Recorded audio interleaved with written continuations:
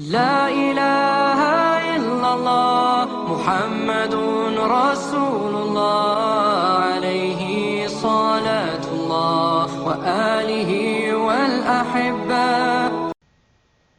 Assalamualaikum warahmatullahi wabarakatuh. Sobat muslim yang dirahmati Allah Subhanahu wa taala.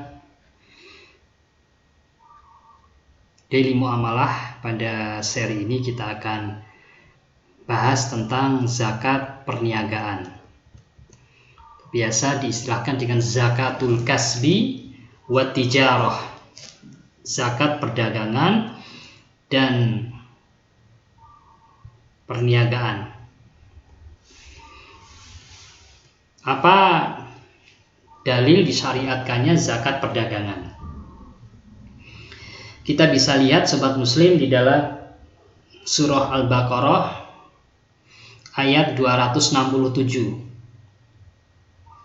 Allah Subhanahu wa taala berfirman, "Ya ayyuhalladzina amanu anfiqu min thayyibati ma kasabtum wa mimma akhrajna lakum minal ardh."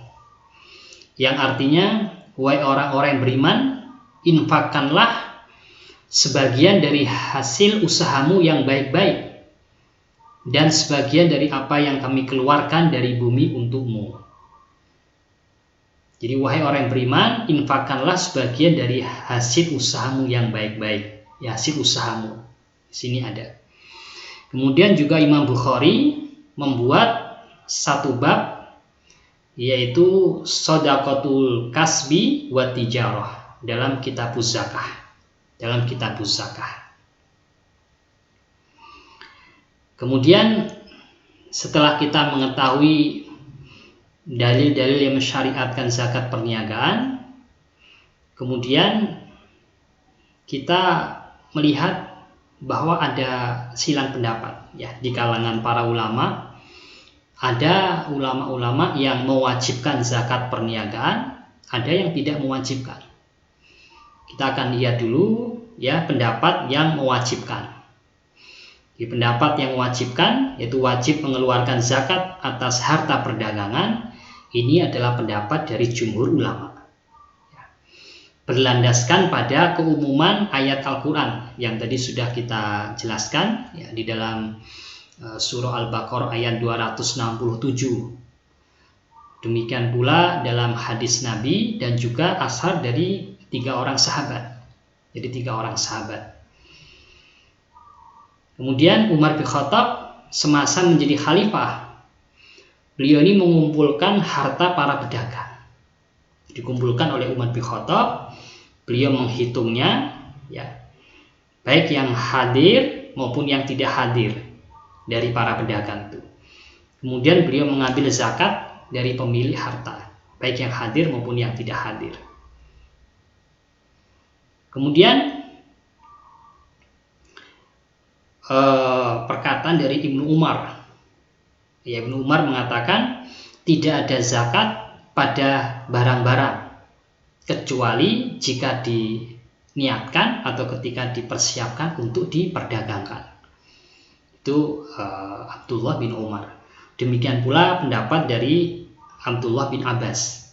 Beliau mengatakan tidak mengapa menahan barang hingga terjual dan wajib zakat atasnya. Itu pendapat yang mewajibkan. Sedangkan pendapat yang tidak mewajibkan dari harta perniagaan itu, ini pendapat dari mazhab Zuhiriyah, itu Ibnu Hazm, dari Imam Asy-Syaukani, dan juga dari Syekh Muhammad Nasiruddin Al-Albani. Karena zakat perdagangan menurut pendapat yang tidak mewajibkan itu tidak ada dalilnya dalam Al-Quran dan hadis. Dan kemudian berlawanan ya dengan kaidah al-bara'ah al-asliyah. Demikian pendapat yang tidak mewajibkan. Ya, karena dalam hadis itu disebutkan ya, sesungguhnya darah, harta, dan kehormatan kalian itu haram atas kalian. Seperti haramnya hari ini, bulan ini, negeri ini. Ya, demikian pendapat dari ulama yang tidak mewajibkan. Demikian pula pada As-Sahihain ya, tidak ada zakat pada seorang muslim, pada budak dan hewan tunggangan. Ini pendapat yang tidak mewajibkan. Ini pendapat yang rojih, yang kuat adalah pendapat yang mewajibkan pada barang perdagangan. Kemudian kita akan sampai pada konsep dari zakat perdagangan. Jadi zakat perdagangan ini ya bisa kita menggunakan istilah zakat perniagaan, zakat perdagangan, atau zakat atas barang dagang, atau zakat bisnis, zakat usaha. Jadi zakat yang dikeluarkan atas kepemilikan aset atau harta yang dipersiapkan untuk diperjualbelikan dengan tujuan untuk mencapai laba atau keuntungan. Tapi zakat perdagangan ini harus terpenuhi nisab dan juga haul. Ya, nisab dan haul. Nisabnya ini setara dengan nisab emas, yaitu 85 gram emas, dan haulnya harus berputar dulu selama 1 tahun. Dan ini berlaku ya pada wajib zakat, ya baik itu perorangan maupun badan. Perorangan maupun badan. Yang bentuk usahanya kita ketahui, ya, ada usaha dagang, ada CV, ada firma, ada koperasi, ada zakat, ada yayasan, ada PT. Baik perusahaan itu bergerak di bidang perdagangan, perindustrian, atau perusahaan jasa, itu semuanya masuk dalam keumuman wajib zakat perdagangan. Kemudian kita akan lihat bahwa syarat wajib zakat perdagangan itu sebagaimana zakat emas dan perak. Ya, jadi ada 5. Jadi yang pertama Islam. Ya, syarat wajib zakat, jadi wajib zakatnya Islam, merdeka, ya, kemudian kepemilikan penuh, harus terpenuhi nisab, dan harus berputar dulu dalam 1 haul, itu 1 tahun. Ya, dan juga ada tambahan dimiliki penuh untuk diperdagangkan, atau dengan niat atau tujuan untuk diperdagangkan. Maka bila diniatkan untuk digunakan sendiri atau dikonsumsi atau dipakai sendiri, maka tidak ada kewajiban zakat perniagaan. Dan nisabnya adalah 20 dinar atau 20 mithqal. 1 dinarnya itu 4,25 gram emas, jadi 20 dinar itu setara dengan 85 gram emas. Emas murni 24 karat.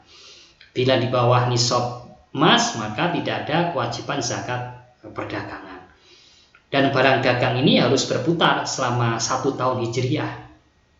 Jadi contoh sobat muslim, misalnya pada 1 Muharram ya 1444 hijriah telah mencapai nisab, itu pada 1 Muharram, dan sepanjang tahun ya 1444 hijriah itu harta tidak pernah mengalami penurunan dari nisab. Maka ada kewajiban pembayaran zakat itu jatuh pada tanggal 1 Muharram 1445 Hijriah, jadi tahun depan. Maka kewajiban pembayaran zakat perdagangan itu jatuh temponya pada 1 Muharram 1445 Hijriah. Kemudian tadi ketentuan-ketentuan yang lain, ya, kewajiban ini berlaku bisa untuk perorangan atau badan. Jika badan, ya, misalnya jika ada anggota pemilik atau sekutu itu yang non muslim, maka dikeluarkan yang non muslim. Jika semuanya muslim, maka ya dikenakan zakat perdagangan. Kemudian barang yang dimiliki ini bukan dari barang yang asalnya wajib dizakati. Contoh barang yang asalnya wajib dizakati adalah emas dan perak. Ya, karena memang ada ketentuan tidak boleh berkumpul 2 kewajiban zakat pada 1 objek. Jadi kalau sudah dikenakan zakat emas dan perak, maka dikenakan zakat emas dan perak dan tidak perlu dikenakan zakat perniagaan. Karena memang zakat emas dan perak itu lebih kuat dari sisi hukum dibandingkan dengan zakat perdagangan. Kemudian nisabnya 85 gram emas, ya. Atau setara dengan misalnya jika 1 gram emasnya adalah 1 juta, ya, 1 gram emas murni 1 juta, maka nisab zakat perdagangannya adalah 85 gram emas. Dan ada 3 pendapat dalam masalah perhitungan nisab zakat ini. Ya, perhitungan nisab zakat ini, pendapat yang pertama adalah pendapat dari Imam Malik dan Imam Syafi'i, yaitu dihitung pada akhir haul. Dihitung pada akhir haul. Misal bila pada akhir haulnya itu memiliki hartanya di atas nisab atau di atas 85 gram emas, maka ada kewajiban membayar zakat perdagangan.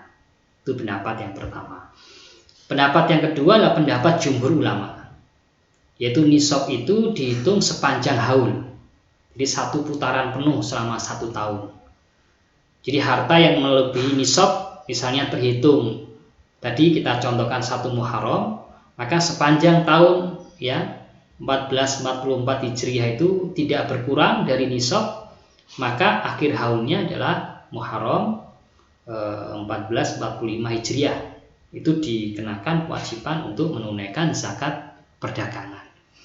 Sedangkan Imam Abu Hanifah ini memiliki pendapat yang ketiga, yaitu dihitung dari awal dan akhir. Hitung dari awal dan akhir. Jadi awalnya kalau sudah terpenuhi nisab, sepanjang tahunnya tidak perlu dihitung. Nanti pada akhir haul, jika sudah di atas nisab, maka dikenakan zakat. Maka pendapat yang rajih adalah pendapat yang kedua. Bagaimana cara menghitung zakat perdagangan? Menghitung zakat perdagangan itu adalah dengan cara mengalihkan tarif zakat 2,5% dikalikan dengan dasar pengenaan zakat perdagangan.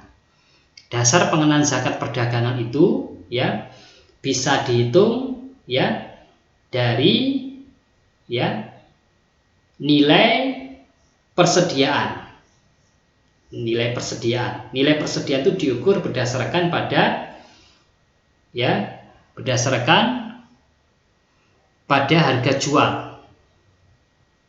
pada saat akan ditunaikan zakatnya, tidak berdasarkan pada harga perolehan. Jadi nilai persediaan itu diukur berdasarkan pada harga penjualan. Pada saat akan ditunaikan zakatnya tidak dihitung berdasarkan pada harga perolehan. Kemudian dimasukkan juga kas tunai. Kas tunai dimasukkan, ya, ditambah dengan persediaan barang dagang. Dari persediaan barang dagang ini dihitung dari harga penjualan.